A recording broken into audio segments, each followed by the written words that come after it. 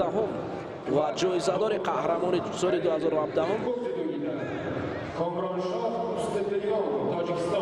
کوانتانخان حالا کامرانشاه را نیز برای ما معرفی کردند بر مقابل رقیب سرسخت خود میبراید. کامرانشاه دو مراتب قهرمانی آسیا را با نشان طلا جام بست کرده است و این پهلوان شهرتمند تاجیک با این گواک بارها گشتین گرفته است. خب اکنون کامرانشاه با گواک این نوبت چگونه هنر نمایی میگه. اوه گواک که لحظه میافتید کامران خوب قوای فیزیکیش خیلی خوبتر است اما احتیاط باید کرد. گواک نیست ببینید چگونه به مثل برق چست و چالاک است. بسیار حرکت های جذاب را دارد کامرانشاه. برای داشتن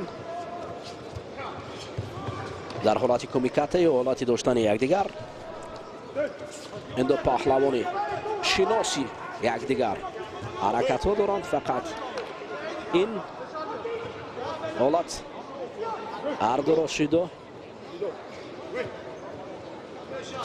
دوباره هر دو پهلوان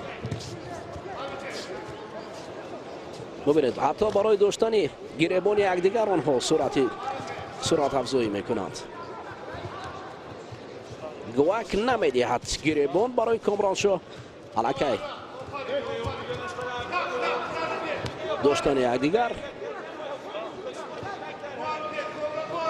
اطراف یکدیگر چرخ میزنند هم کامرانشاه هم گواک. فقط حدود یک دقیقه زیادتر در حالت داشتن برای یکدیگر میسر نمیشود. حالا بالاخره اکنون یکی به دیگر پیدا کرده است. ببینید پیش صف یکدیگر میخواهد که اولین امتیاز رو پیدا کند هم گواک هم کامرانشاه. اوه بسیار یک حالت قوی گشتین میگیرند این پهلوانان.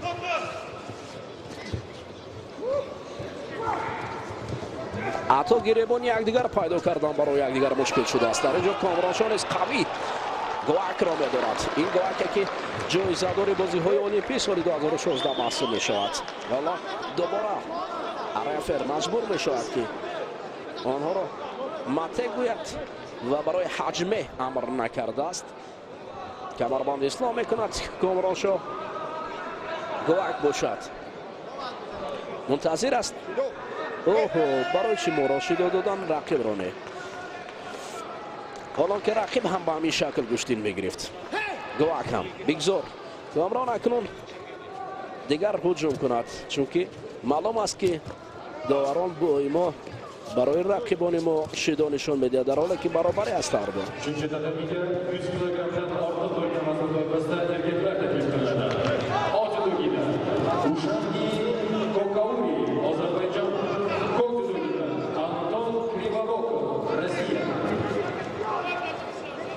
بسیار خوب در کمیکتا حالت چسبش اکنون فرصتی فرا رسیده است که یک اصول را انجام دهد. اوه زمین افتیدن هر دو.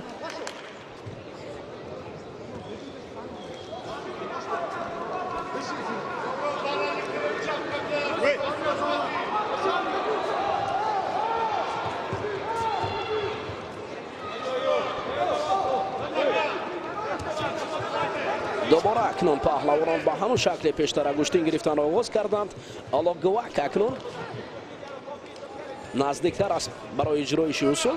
کامرانشاه شکل دیگر رو پیش گرفته است و اینجا برای رفتن از هر دو جانب سمت دیگر میگذارد کامرانشاه و گواک باشد.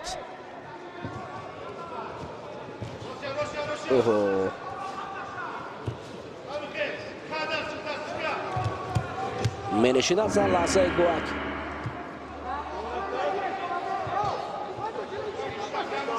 حالا کامرانشاه میخواهد که کار را در نوازه طرق گریبانی رقیب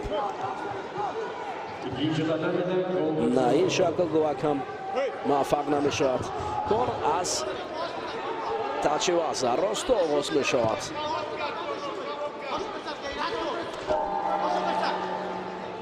همگی 20 ثانیه دیگر باقی مانده است و کار به گل دستگاه رسد اما به هر حال منتظر هستیم. دو شیدا برای کامرانشاه نشان دادند یک شیدا برای گواک. گواکی که هر دو برابر بودند. اوه سر کتف نشستن آستین گرفتن و برای کامرانشاه کامره مشکلی بود.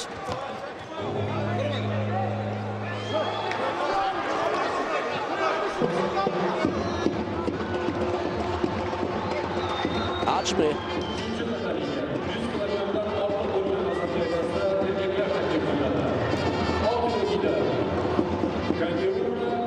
گل سکور رفته ایستاد است اینجا مبارزه. کار در گل سکور ادامه می‌یابد. نو است از شیدا نشان دادن باور کنید. کامرانشاه گشتنی خوب گرفت بر مقابل این گوک. گشتنی هم دوام دارد. ببینید چند لحظه ای که میخواهد نشیند. نه در اینجا رسیش بود. حالا یک پای را داشتن.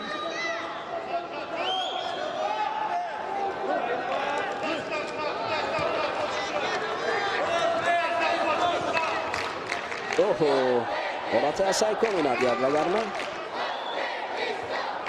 نه کامرانشاه اسای کمی نمیدید برای رقیب امکانیت دارم. مته نمیگه مته میگوید برخیزید کامران باید خستگی رو نشون ندید. بله آفرین باید مبارزه باید برین جایزه داره بازی های المپی بر مقابل قهرمان جهان گشتن جدو.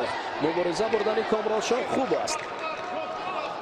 نواسته است نتیجه این نبرد کامرانشاه خوب شده است.